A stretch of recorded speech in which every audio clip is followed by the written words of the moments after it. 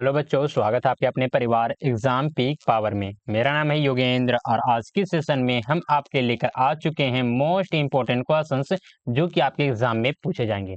बहुत ही important question है, तो चलिए इस क्वेश्चन को देखते हैं क्वेश्चंस में क्या पूछा जा रहा है। परिवहन प्रणाली के विकास और उसके साथ जुड़े कारकों की विस्तृत व्याख्या करें। परिवहन व्यवस्था में हुए सुधारों ने पर्यटन उद्योगों को किस प्रकार प्रभावित किया है। तो इंपॉर्टेंट क्वेश्चन है, आप लोग इस क्वेश्चन को वीवीआई मार्क कर लीजिएगा। आपके एग्जाम में ये क्वेश्चन से जरूर जरूर पूछे जाएंगे। और साथ ही साथ अगर आप लोग इस पेपर का कंप्लीट सीक्वेंस वाइज तैयारी करना चाहते हैं तो आप लोग इसी वीडियो के डिस्क्रिप्शन बॉक्स में चले जाइए। वहां पे आप लोगों को प्लेलिस्ट का लिंक मिल जाएगा, तो वहां से जाकर आप लोग सीक्वेंस वाइज इस पेपर का कंप्लीट बेहतर तरीके से तैयारी कर सकते हैं। तो चलिए देखिए इसका आंसर जो कि यहाँ से स्टार्ट हो जाता है, तो हम लोग देखेंगे और आप लोग प्रयास कीजिएगा क्या, तो जिस प्रकार से इस पीडीएफ में पॉइंट बना बना कर लिखा गया है उसी प्रकार से अपने आंसर शीट में भी पॉइंट बना बना कर ही लिखिएगा, समझे। तो चलिए सबसे फर्स्ट पॉइंट देखेंगे क्या, तो परिवहन प्रणाली के विकास और उससे जुड़े कारक कौन कौन से हैं। तो चलिए इसका सबसे पहले हम लोग क्या देखेंगे, तो इंट्रोडक्शन को देखेंगे, परिचय को समझेंगे। और जो भी स्टूडेंट अभी तक आप लोग इस सेशन को लाइक नहीं किए हैं तो पहले तो आप लोग इस सेशन को लाइक करें, अपने दोस्तों के साथ, अपने क्लासमेट के साथ सेशन को शेयर करें। साथ ही साथ चैनल को सब्सक्राइब करके बेल आइकन को ऑल पर प्रेस कर लें, ताकि आने वाले जितने भी सारे वीडियोस हो, क्लासेस हो, सबसे पहले आप लोगों को नोटिफिकेशन के माध्यम से प्राप्त हो सके, समझे। और साथ ही साथ टेलीग्राम चैनल में ज्वाइन करना बिल्कुल भी मत भूलिएगा। टेलीग्राम चैनल का लिंक आपको इसी वीडियो के डिस्क्रिप्शन बॉक्स में प्रोवाइड करवा दिया गया है। तो चलिए हम लिखेंगे फर्स्ट पॉइंट में, यानी कि इंट्रोडक्शन में क्या लिखेंगे, तो परिवहन प्रणाली का विकास किसी भी देश की आर्थिक, सामाजिक और सांस्कृतिक प्रगति का आधार होता है। समय के साथ तकनीकी विकास और प्रशासनिक नीतियों ने परिवहन व्यवस्था में उल्लेखनीय उल्लेखनीय बदलाव किए हैं। परिवहन प्रणाली के विकास से जुड़े मुख्य कारक निम्नलिखित हैं। तो चलिए एक एक कारक कौन कौन से इसके मुख्य कारक हैं तो उसको हम लोग समझते हैं, देखते हैं। और जो भी स्टूडेंट अगर आप लोग इन सारे क्वेश्चंस का पीडीएफ या फिर व्हाट्सएप ग्रुप में ज्वाइन होना चाहते हैं तो आप लोग इस समय पे कांटेक्ट कर सकते हैं, जो कि नंबर है 94 30 70 2606। 94 30 70 2606 आप लोग इस समय पे व्हाट्सएप मैसेज के जरिए हमसे कांटेक्ट कर सकते हैं। साथ ही साथ किसी भी पेपर का अगर आप लोग नोट्स लेना चाहते हैं कंप्लीट एकदम बेहतर तरीके से, इजी से इजी लैंग्वेज में नोट्स जो कि लिख दिया गया है, समझे ना, पूरा कंप्लीट कर दिया गया है। तो अगर आप लोग लेना चाहते हैं तो आप लोग इस नंबर पे कांटेक्ट कीजिए। आप लोगों को व्हाट्सएप मैसेज के जरिए, आप लोगों को व्हाट्सएप के जरिए आप लोगों को क्या किया जाएगा, तो पीडीएफ दे दिया जाएगा, समझे। तो चलिए फर्स्ट पॉइंट में देखेंगे तकनीकी प्रगति। तकनीकी प्रगति किस प्रकार से हुआ है, तो नए इंजन, वाहनों और परिवहन साधनों का विकास, जैसे रेलगाड़ियां, हवाई जहाज और मेट्रो, ये क्या है, तो तकनीकी विकास है। इनमें क्या होता है, तो नए इंजनों का प्रयोग होता है जिससे बहुत ज्यादा इसका स्पीड भी तेज हो जाता है, माइलेज भी बहुत ही ज्यादा देता है, समझना। वाहनों और परिवहन जो कि संसाधन का क्या हुआ, तो विकास हुआ है। किस प्रकार से, तो रेलगाड़ियां भी देखते होंगे जिस जिस स्थान पे रेलगाड़ी पहले नहीं जाता था, लेकिन धीरे धीरे क्या हो रहा है, तो सभी स्थान पे रेलगाड़ी से, मतलब कि रेल मार्ग से क्या किया जा रहा है, तो जोड़ा जा रहा है। साथ ही साथ हवाई अड्डे भी बहुत ही ज्यादा बहुत ही अधिक जगह पे क्या करे जा रहे हैं, तो बनाए जा रहे हैं। घने वाले इलाके जहाँ पे ज्यादा आबादी रहते हैं वहां पे क्या बनाया जा रहा है, तो मेट्रो का भी सुविधा उपलब्ध करवा दिया गया है, समझे ना। चलिए आगे देखेंगे सड़क निर्माण तकनीकों में सुधार, जैसे हवाई, हाईवे और एक्सप्रेस, समझे। चलिए आगे देखेंगे डिजिटल तकनीकी से ट्रांसपोर्ट मैनेजमेंट सिस्टम, जैसे कि जीपीएल और ट्रैकिंग, सॉरी जीपीएल नहीं है, ये क्या है, एक सेकंड का टाइम दीजिएगा। हाँ, क्या है, तो जीपीएस से हम लोग क्या करते हैं, तो ट्रैक कर सकते हैं कोई भी जगह पर अगर आप लोग जाना चाहते हैं तो इसका जो कि आप लोग मार्ग पता लगा सकते हैं कि किस प्रकार से, मतलब किधर किधर से हमको जाना है, कौन सा मार्ग लेना चाहिए, समझे ना। तो जीपीएस भी क्या है, तो एक बहुत ही ज्यादा क्या है, तो विकसित हमको करता है डिजिटल तकनीकी के माध्यम से, समझे ना। चलिए नेक्स्ट में आ जाते हैं, नेक्स्ट पॉइंट आ जाता है आर्थिक कारक। आर्थिक कारक यानी कि इकोनॉमिक फैक्टर्स कौन कौन से हैं, तो चलिए इसे भी हम लोग समझते हैं। व्यापार और उद्योग के विस्तार के लिए परिवहन की मांग क्या हो रही है, तो बढ़ी है। अंतर्राष्ट्रीय और अंतरराज्यीय व्यापार के लिए प्रभावी परिवहन नेटवर्क जो कि बना है, समझे। चलिए नेक्स्ट में आ जाते हैं, रास्ता और तीव्र परिवहन साधन उपलब्ध कराने की आवश्यकता जो कि है।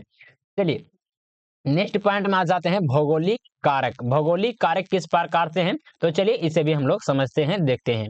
देश का भू आकृति स्वरूप, जैसे कि पहाड़, नदियां और समुद्री तट। नेक्स्ट में आ जाते हैं जलवायु पारिस्थितिकी, जो सड़क और रेल निर्माण को क्या करते हैं, तो प्रभावित करते हैं। नेक्स्ट में देखेंगे, नेक्स्ट में आ जाता है पॉइंट नंबर 4 में हम लोग देखेंगे क्या, तो नीतिगत और प्रशासनिक निर्णय क्या हो जाता है, तो पॉलिसी एंड एडमिनिस्ट्रेटर डिसीजंस। इसमें देखेंगे क्या, तो सरकार द्वारा परिवहन अवसंचारण पर निवेश।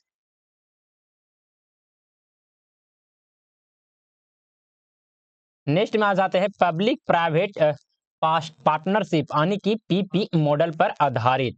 नेक्स्ट में आ जाते हैं, अगले में आ जाता है क्या, तो अंतर्राष्ट्रीय सहयोग जैसे बंदरगाह और हवाई अड्डों का विकास। ये क्या हो जाता है, तो अंतर्राष्ट्रीय सहयोग के माध्यम से किस किस प्रकार का यहाँ पे विकास होता है, तो बंदरगाह का निर्माण किया जाता है, साथ ही साथ हवाई अड्डों का भी विकास किया जाता है, निर्माण किया जाता है। चलिए आगे देखेंगे, नेक्स्ट पॉइंट आ जाता है शहरीकरण और जनसंख्या वृद्धि। शहरीकरण और जनसंख्या वृद्धि किस प्रकार से है, तो महानगरों में आवागमन के लिए मेट्रो और बस रैपिड ट्रांजिट सिस्टम। नेक्स्ट में आ जाता है ग्रामीण क्षेत्रों तक सड़कों और अन्य परिवहन संसाधनों का क्या हो रहा है, साधनों का विस्तार। नेक्स्ट में आ जाते हैं, अगला पॉइंट आ जाता है, नेक्स्ट पॉइंट यहाँ से जो कि इसमें देखेंगे क्या, तो परिवहन व्यवस्था में सुधारों का पर्यटन उद्योग पर प्रभाव किस प्रकार से पड़ता है। अगर हम लोग परिवहन व्यवस्था को क्या करते हैं, सुधारते हैं, तो पर्यावरण, अरे यार एक सेकेंड देखिए, परिवहन व्यवस्था को क्या करते हैं, तो इसमें अगर विकास होता है, सुधरता है, तो पर्यटन उद्योग पर किस प्रकार का प्रभाव देखने को मिलता है। तो चलिए इस पॉइंट को हम लोग क्या करेंगे, समझेंगे। सबसे फर्स्ट में आ जाता है क्या, तो पर्यटन स्थलों तक पहुंच में सुधार, यानी कि अगर परिवहन व्यवस्था जो कि सुधर जाता है, अच्छा हो जाता है, दुरुस्त हो जाता है, तो किसी भी पर्यटन स्थल तक क्या पहुंच, मतलब कि उसके पास जो पहुंचने में क्या होता है, सुगम हो जाता है, सरल हो जाता है, समझना, पहुंच में क्या होता है, तो सुधार देखने को मिलता है। यानी कि बहुत ही आप लोग देखेंगे कि कई बहुत सारे ऐसे जगह होते हैं जहां पे बहुत मतलब कि बेहतर तरीके से पर्यटन स्थल होते हैं, लेकिन वहां पे जो जाने का आने का जो रास्ता होता है वो बहुत ही खराब होता है। इसके कारण से वहां पे बहुत ही कम लोग जाने को क्या करते हैं, प्रेफर करते हैं। लेकिन वही पर्यटन परिवहन व्यवस्था को सड़क बना दिया जाए, साथ ही साथ वहां पे पब्लिक ट्रांसपोर्ट भी अलाउ कर दिया जाए, तो क्या होता है, तो बहुत ज्यादा वहां पे पर्यटन स्थल में जो कि मतलब कि बहुत लोग क्या करते हैं, तो जाने लगते हैं। तो इसी पार्ट में देखेंगे क्या, तो सड़क, रेल और हवाई सेवाओं के विस्तार ने पर्यटकों को दुरुस्त और कम लोकप्रिय स्थानों तक पहुंचाने में क्या है, तो सक्षम बनाया। नेक्स्ट में आ जाते हैं, हवाई अड्डों और रेलवे स्टेशनों के आधुनिकीकरण ने यात्रा को क्या बनाया है, तो सुगम और तीव्र बनाया है। तीव्र कहने का मतलब है कि स्पीड बनाया है। आगे आ जाएंगे, नेक्स्ट पॉइंट आ जाता है लागत में कमी। लागत में कमी किस प्रकार से होता है, तो तीव्र परिवहन साधनों जैसे कि टो कास्ट एयरलाइंस ने यात्रा को अधिक किफायती बनाया है। किफायती कहने का मतलब है कि बजट लाइक क्या किया है, तो बनाया है, समझे ना। नेक्स्ट में आ जाते हैं, पर्यटकों के लिए विशेष ऑफर और डिस्काउंट ने पर्यटन को क्या किया है, तो प्रोत्साहित किया है, समझे ना। आगे देखेंगे, नेक्स्ट पॉइंट आ जाता है पॉइंट नंबर 3, तो आवास और सुविधाओं का विकास किस प्रकार से होता है, तो परिवहन के सुधार से होटल, रेस्टोरेंट और अन्य सेवाओं के विकास को क्या मिला है, तो बढ़ावा दिया गया है। चलिए नेक्स्ट में आ जाते हैं क्या, तो सड़क मार्गों पर रेस्ट स्टॉप और अन्य सुविधाएं पर्यटकों को क्या करती है, तो आकर्षित करती है। नेक्स्ट में आ जाता है समय की बचत किस प्रकार से होता है, तो चलिए इसे भी हम लोग समझते हैं। तेज परिवहन साधनों ने लंबी यात्राओं को कम समय में पूरा करना संभव बनाया है। नेक्स्ट में आ जाते हैं, वीकेंड और शॉर्ट ट्रिप पर्यटन को क्या हुआ, तो बढ़ावा मिला है। देखिए, वेकेंट कहने का मतलब है कि 1-2 दिन का अगर आप लोग को छुट्टी मिलता है, बहुत सारे देखेंगे कि जॉब करते हैं, समझना, उनको 1-2 दिन का अगर छुट्टी मिलता है तो वेकेंट मनाने के लिए चले जाते हैं, कहीं घूमने के लिए चले जाते हैं। और शॉर्ट ट्रिप पर्यटन आने की बहुत ही क्या करते हैं, तो आने की बहुत ही ऐसे जगह होते हैं, आने की जो क्या होता है, तो बहुत ही ज्यादा नजदीक होते हैं, समझना, वहां पे क्या करते हैं, तो छोटा सा मतलब कि 4-5 दोस्त मिलकर वहां पे चले जाते हैं घूमने के लिए, तो ये क्या हो जाता है, तो शॉर्ट ट्रिप पर्यटन ये हो जाते हैं। इसको भी क्या मिलता है, तो बढ़ावा मिला है। नेक्स्ट में आ जाएंगे, पॉइंट नंबर 5 आ जाता है, संस्कृति और अंतरराष्ट्रीय पर्यटन को बढ़ावा। संस्कृति और अंतरराष्ट्रीय पर्यटन को बढ़ावा किस प्रकार से मिला है, तो चलिए इसे भी हम लोग समझते हैं। अंतरराष्ट्रीय उड़ानों और वीजा सेवाओं की आसान होने से विदेशी पर्यटन अधिक संख्या में आए हैं। कहने का मतलब है कि अंतर्राष्ट्रीय उड़ानें जब होने लगे दूसरे देश से किसी भी दूसरे देश से किसी भी अन्य देश में अगर आराम से क्या किया जाता है तो अंतर्राष्ट्रीय उड़ान होने लगते हैं। साथ ही साथ वीजा की जो सेवा होता है वो आसानी से किसी भी व्यक्ति को अगर मिल जाता है तो क्या होते हैं तो पर्यटन में अधिक संख्या में क्या करते हैं तो किसी भी देश में जाते हैं घूमने के लिए। समझे ना, तो ये भी क्या मिलता है तो बढ़ावा देखने को मिलता है। नेक्स्ट हम आ जाएंगे विभिन्न सांस्कृतिक आयोजनों और उत्सव के लिए विशेष ट्रेन और बस सेवाओं की शुरुआत की गई। देखिए इस पॉइंट को अगर हम लोग समझें तो आप लोग रिलेट कर सकते हैं अभी फिलहाल के जैसे यूपी में कुंभ मेला लग रहा है तो वहां पे क्या होता है तो किसी विशेष विभिन्न बहुत सारे ऐसे संस्कृति होते हैं जिस प्रकार से वहां पे संस्कृति है हिंदू धर्म का तो वहां पे क्या होता है उस उत्साह को बनाने के लिए क्या किया जाता है तो एक स्पेशल ट्रेन चलाया जाता है। समझना, स्पेशल ट्रेन चलाया जाता है तो ये भी क्या होता है तो पर्यटन को बढ़ावा दिया जाता है इस माध्यम से भी।